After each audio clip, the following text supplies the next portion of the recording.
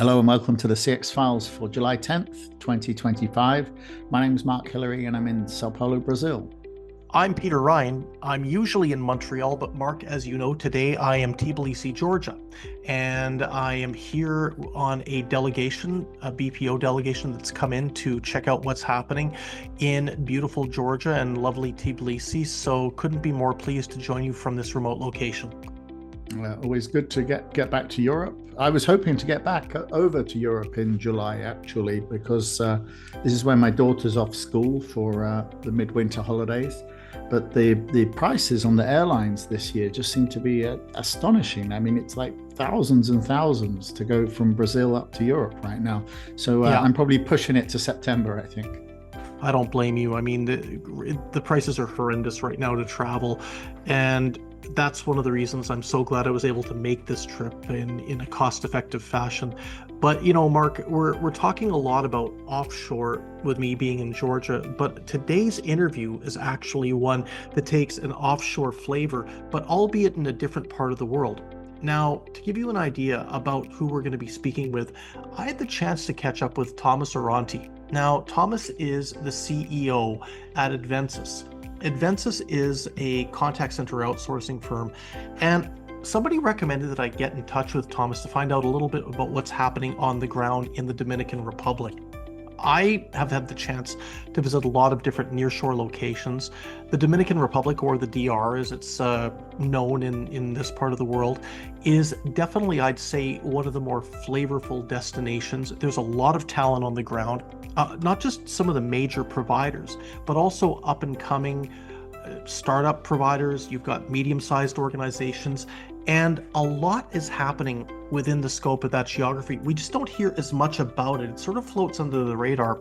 And Thomas was amazing in terms of providing me with a sense check about what we should be thinking about. What's going on BPO and CX wise in the Dominican Republic currently, where the market's going, and what we should be thinking about as CX professionals about the DR as it relates to its capacity to fulfill a lot of the nearshore needs. And how does it compare then, with the sort of neighboring islands? Because certainly, it's not that we haven't seen people succeeding in that region, but just not so much with DR. Well, the DR's got an amazing success story to tell. I think the major difference that the DR has relative to the rest of the Caribbean is it's one of the few Spanish language or majority Spanish countries out there. The island of Hispaniola, as you know, is divided between Haiti, which speaks French, and the Dominican Republic that speaks Spanish.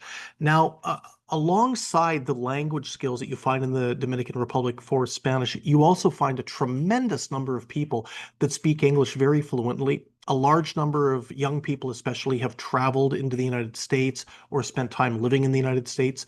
There's been a lot of immigration from Haiti into the Dominican Republic, which makes it one of the unique places in the world where you've got a trilingual labor pool. So that makes it fantastic for servicing North America, the English language community, the French language community in Canada, where I live, as well as the US Hispanic market, also even potentially servicing European Spanish. So there's a lot that Thomas filled me in on in regards to what's happening in the Dominican Republic, which was for me fantastic because I haven't had the chance to visit there for some time.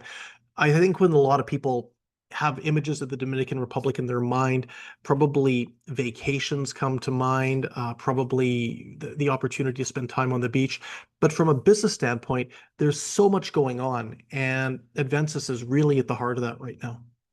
Well, we've certainly seen this story in other Caribbean islands, so it would be good to get an update on that mix of tourism and business. Well, let's hear from Thomas and some of his thoughts about what's going on in the Dominican Republic as it relates to BPO and CX.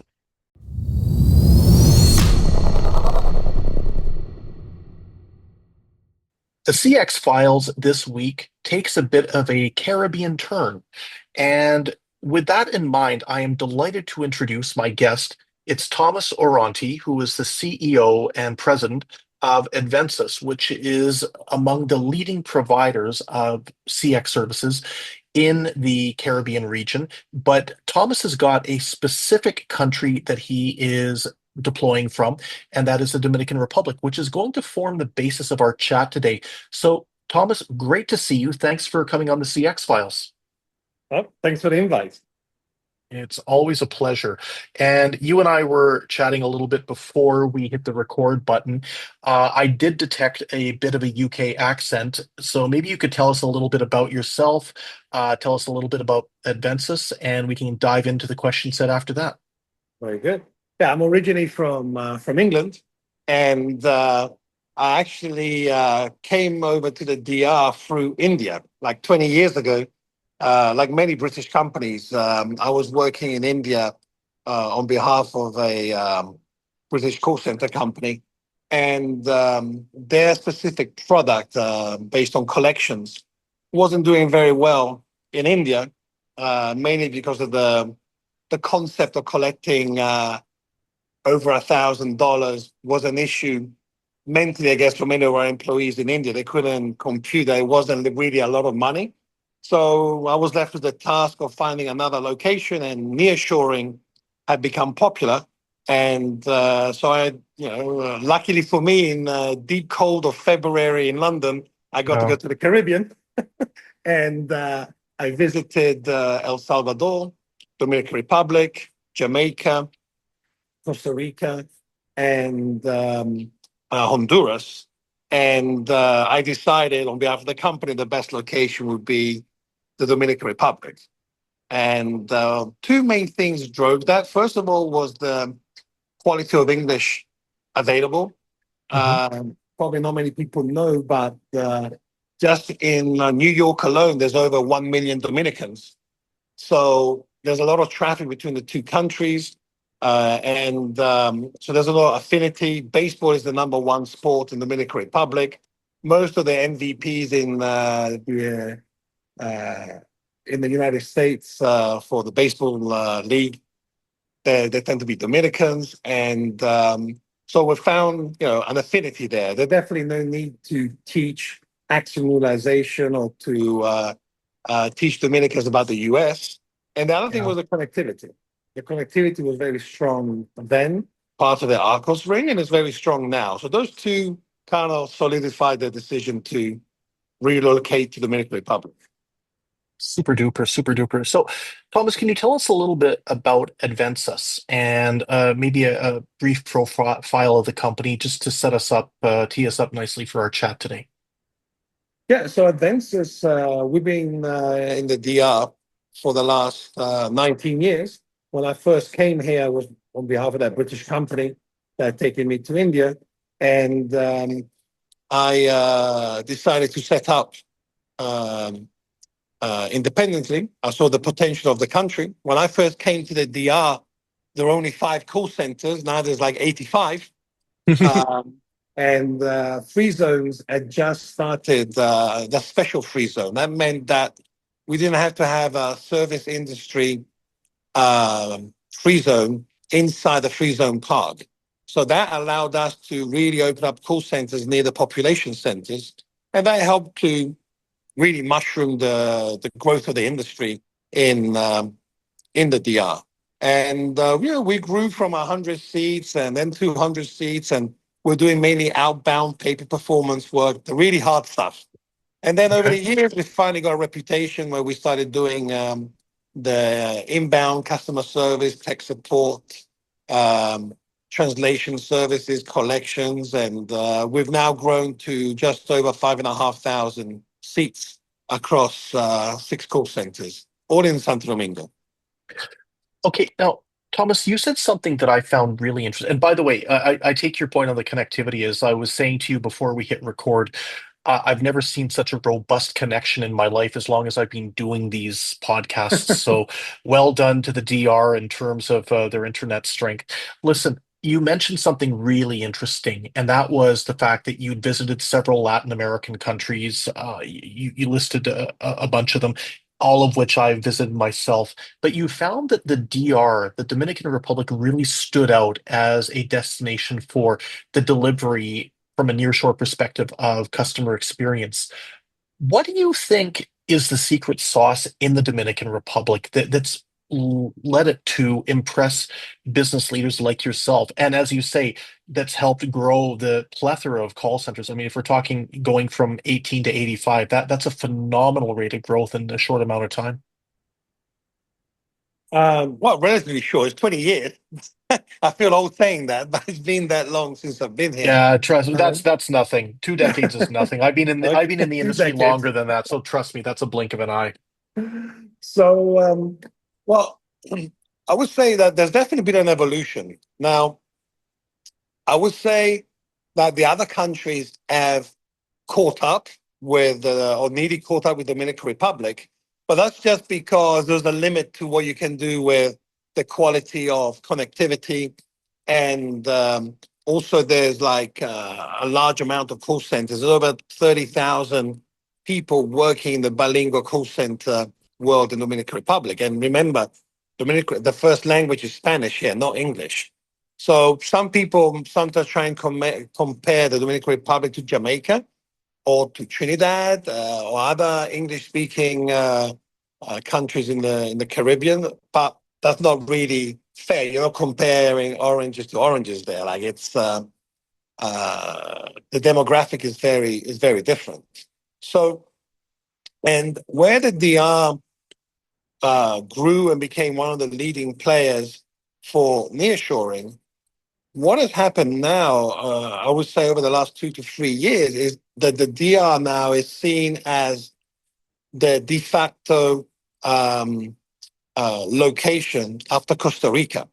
So Costa Rica, we all know, is a much more expensive location than other Caribbean, Latin countries, but you're getting American quality for literally half the price. So people are prepared to pay 19, 20, $25 per hour in Costa Rica.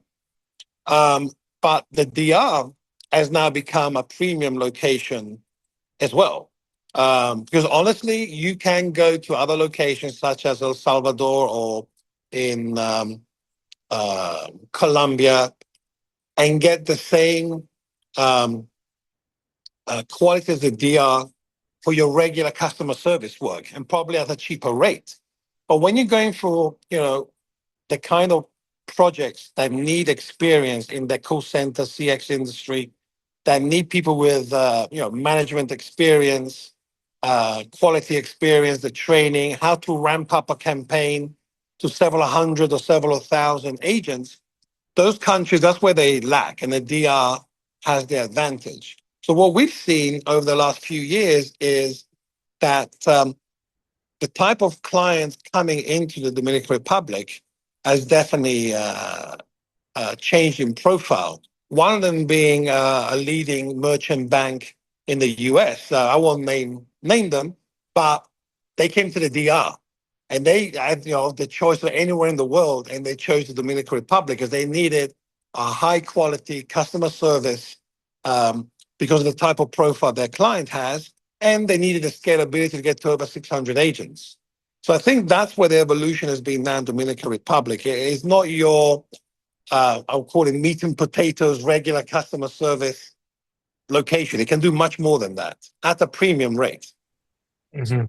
And I think that this is a really interesting dynamic because I've been down to the DR and I have seen the fact that there is a tremendous affinity. You alluded to the United States, and I agree with you. The fact is that U.S. culture is omnipresent. It's very hard to meet a young Dominican that's not spent some time living in the United States or at least visited frequently into the United States to see friends and family. And your point about the baseball is really interesting. And I think people underestimate how things like maybe sports are able to cultivate a strong sense of communication and a strong sense of affinity between one country and another. Thomas, what do you think from the standpoint about functions or industries? Are there any specific areas of subject matter expertise that Dominican agents are especially good at, whether it's looking at it from what type of service they're providing or a sector that they're servicing? I think the DI is probably a little bit difficult to pigeonhole. I'll be honest. I mean, just ourselves at Advensus, we do everything from uh, translation, transcription services, which is HIPAA uh, certified work, to collections, to and that's first and third party, from customer service, where it's a very straightforward information gathering, or someone's asking where their package is, to going as far as resolving a serious situation with a client who's not happy about their product. So, literally, the only thing I would say the Dominican Republic cannot compete on is, like with the Philippines and India, is like level 3 tech support. There's just not enough people. Or let's say you want to do an accounting service. Unfortunately, people that have accounting degrees uh, that speak English, they would demand a much higher salary than a call center is prepared to pay. But when you look at the specific call center work, I think what really attracts people to the DR is the flexibility of the employees. We have one client that only wants female agents, female supervisors, due to the specific nature of the project, of the product that they're selling and servicing. And they've tried in many different locations, and the only one that succeeded was ourselves, because of the profile of the employee we have, that not only can they do customer service, they can do some upselling, they're female. So I think it's that, flexibility, and the fact that the call center industry has been in the DR for the last 30 years. I think that is the game changer. That's the part that makes the difference. I recently visited El Salvador. We are doing some business already in Trinidad as well as Advensus. And when talking to potential employees and managers, middle managers, I definitely sense that a little bit of lack of experience. Like, they've not been doing it for the last 10 or 15 years. Really, the best opportunities we've seen in those countries is finding expats who've worked in a call center in the US and decided to go back to El Salvador or to Trinidad. But that develops over time, just like what happened in Dominican Republic as well. So I think that's where the DR is at the moment on the skill level. Let's touch on that expat element, and we'd alluded to this a little bit earlier about the extent to which there are so many connections, as you mentioned, even with New York City, a huge number of people from a Dominican heritage who live there, are people who were born and immigrated and so forth. So obviously, I think that we can agree the case is being made for the USA. Does the Dominican Republic have potential for servicing other countries in regards to clients that might be, as an example, in Canada? And just for full disclosure, I've actually been to a site in the DR where they were servicing French language consumers in Canada through agents from Haiti that had migrated over through the years. But my big thing when it comes to different offshore and nearshore locations is you don't want to put all your eggs in one basket. And clearly, the USA will always be the primary market. What other national demand markets does the Dominican Republic satisfy potentially? Well, that's a very good point. So we ourselves actually do support clients in Quebec using agents that immigrated to the DR from Haiti. And it's kind of interesting because obviously they speak Creole. And the more educated or Haitians that have had access to a better quality education in Haiti, they speak pure French. Most Haitians don't speak pure French, they speak Creole.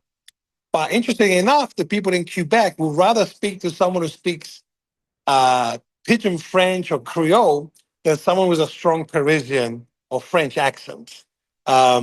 So it's worked out well for us. But really now the Haitian population in the US is substantial, that they need dedicated services. Like when we first started in Dominican Republic in Spanish, we were servicing the Latino community in the US.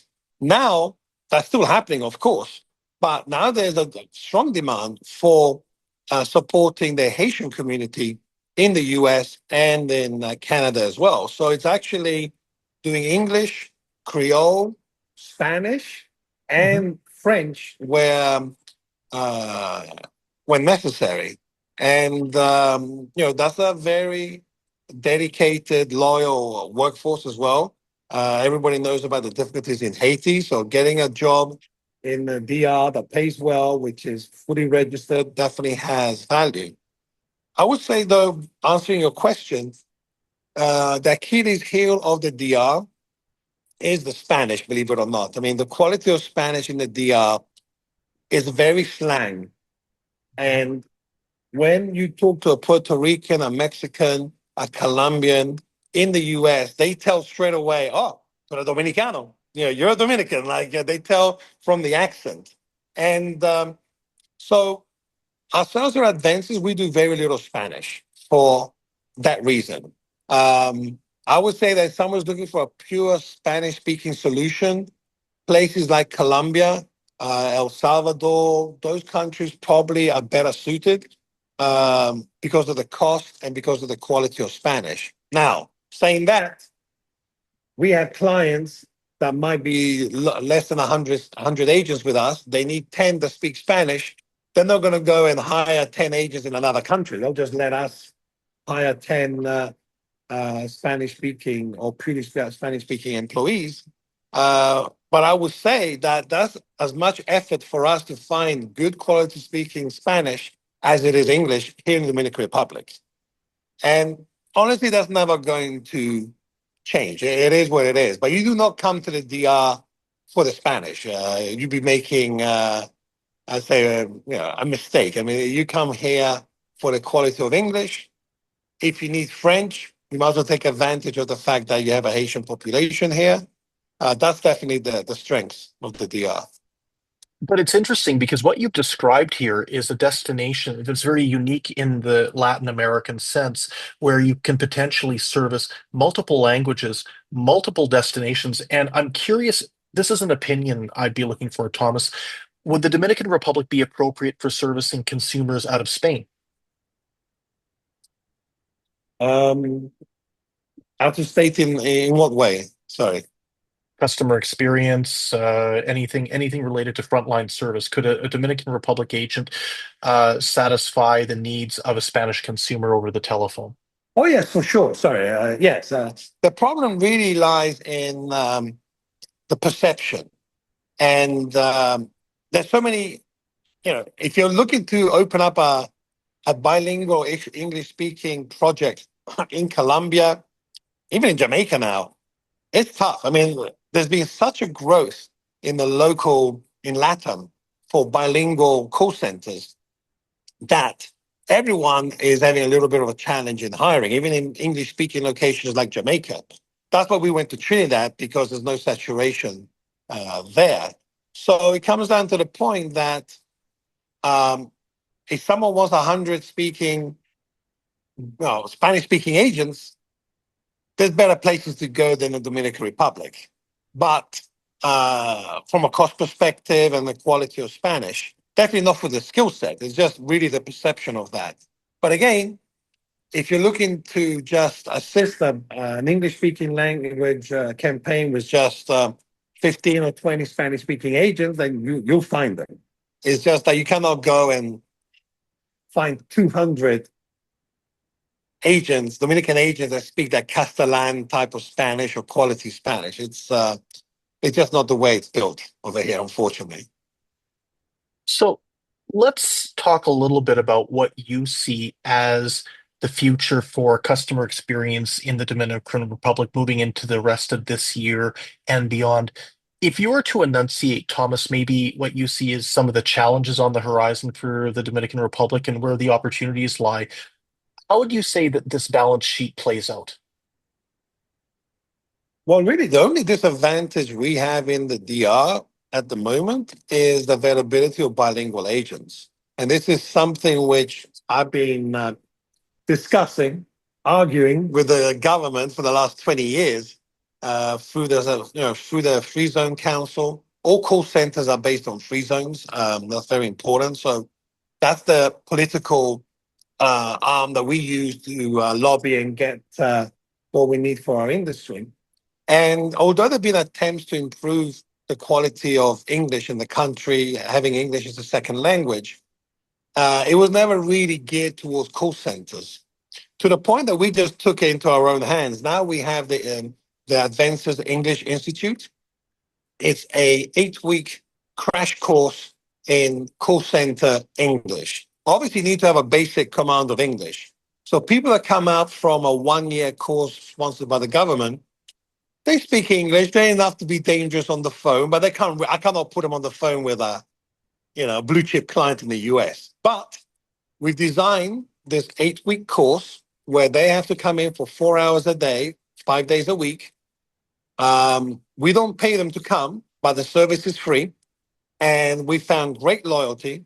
We are graduating between 25 to 35 agents a month out of this institute.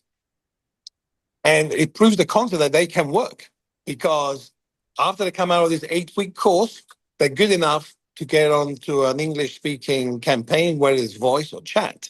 And it's a shame that the government doesn't really support such a program, because they're always looking at it from a holistic, big vision, big numbers, without appreciating that this needs to be dealt with at, like, every call center should be able to run their own institute and develop 25, 30 people a month. But if you think about it, that's, if you have 10 call centers doing it, that's 3,000 new people entering the job market at a higher salary, more taxes for the government, tax collection for the government. But I don't think it's unique to the DI. Like everywhere in the world, it's difficult to paint that kind of microeconomic picture to government institutions who have their own aspirations and goals and agenda. So it comes to the point where we decided, like, we're just going to develop our own agents at this point. And it's proven very, very successful. So that's literally the only disadvantage. The DR has always been very stable politically. We had a change of government after 16 years, 4 years ago.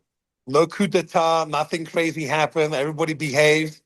The dollar has fluctuated like everywhere else in the world. So that's nothing that is a fault of the Dominican Republic. I mean, that's just world economics. But there's always been a stable currency. There's never, you don't wake up in the morning and find the Dominican pesos devalued 10, 20%. I mean, that's never happened in the 20 years I've been here. And the financial institutions here are some of the strongest, or the regulations around them are some of the strongest in the world. I mean, they just do not lend money just to anyone. The criteria to borrow money is very high. So the banks are stable, and that all helps the working environments. We do have challenges in finding buildings which are designed or can suit a call center. We're in the process of building our own facility now. It's the first time we've ever done that from the ground up, but we couldn't find a large enough location for our needs, so we decided to build our own building. But that was a kind of a unique situation because of the size. If we were looking for something smaller, it wouldn't be an issue. And the opportunities are definitely there, but I do believe it's more on that specialized, bespoke market. We still have the big telecom companies here, the likes of Verizon and Sprint, AT&T. But I would say that the quality of work is definitely of a higher skill level than it was like 10 years ago. Okay, super. Well, Thomas Oronti, CEO, President of Advensus, thank you very much for your time. You joined us today from Santo Domingo, and it's greatly appreciated. We really enjoyed this chat and look forward to having you back on another episode of the CX Files soon. Look forward to it. Thank you very much for the invite.